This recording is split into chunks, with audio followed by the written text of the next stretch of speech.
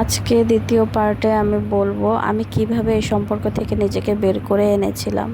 সেই রাতের পর থেকে আমি আর কাউকে কিছু বলিনি, না অভিযোগ না কান্না, শুধু ভেতরে একটা শব্দ ঘুরছিল, আমি কি এটাই ডিজার্ভ করি? সে তো বলেছিল ভালোবাসি, তাহলে কেন আমার কষ্টগুলো তার চোখে কখনো ধরা পড়লো না?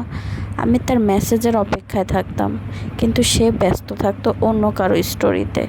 আমি তার জন্য রাত জেগে থাকতাম। সে বলতো, তুই অনেক বেশি চাপ দিস। আসলে আসলে আমি প্রেম চাইনি, আমি একটু বোঝা চেয়েছিলাম, যে আমাকে একটু বুঝবে, একটু একটু তুই আছিস তো শুনতে চেয়েছিলাম। একদিন সাহস করে জিজ্ঞেস করলাম, তুই কি আর ভালোবাসিস না আমাকে? সে বলল, ভালোবাসি, কিন্তু এখন আর আগের মতো লাগে না। এই এক লাইনেই সব ভেঙে গেল। ভালোবাসা কি ফেড হয়ে যায়, নাকি কখনোই ছিল না? আমি সিদ্ধান্ত নেই, না আর না।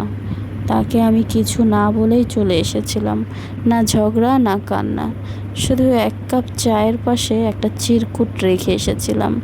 আমি চলে যাচ্ছি, কারণ নিজেকে হারিয়ে ফেলেছি তোর মাঝে। তোকে ছেড়ে আমি কোথায় যাব জানতাম না, কিন্তু জানতাম আর কখনো নিজের ভালোবাসাকে ভিক্ষা হিসেবে চাইব না। আজও আমি একা আছি, তবুও শান্তিতে আছি, কারণ এখন আমি আয়নার দিকে তাকিয়ে নিজেকে বলি, তুই অনেক কিছু সহ্য করেছিস, এবার নিজের জন্য বাঁচ। তাকে ছেড়ে আসার পরের সকালটা ছিল অদ্ভুত শান্ত।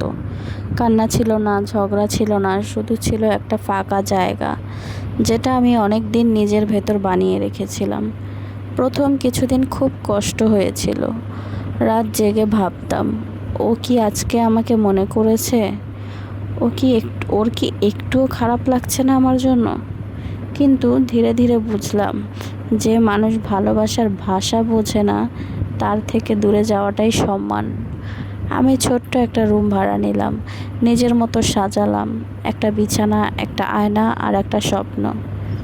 সকালে উঠতাম, কাজ খুঁজতাম, রাতে নিজের সাথে কথা বলতাম। অনেকে বলতো, তুই কি ঠিক করলি? তোর তো একটা সংসার ছিল। আমি হেসে বলতাম, সংসার? ওটা সংসার ছিল?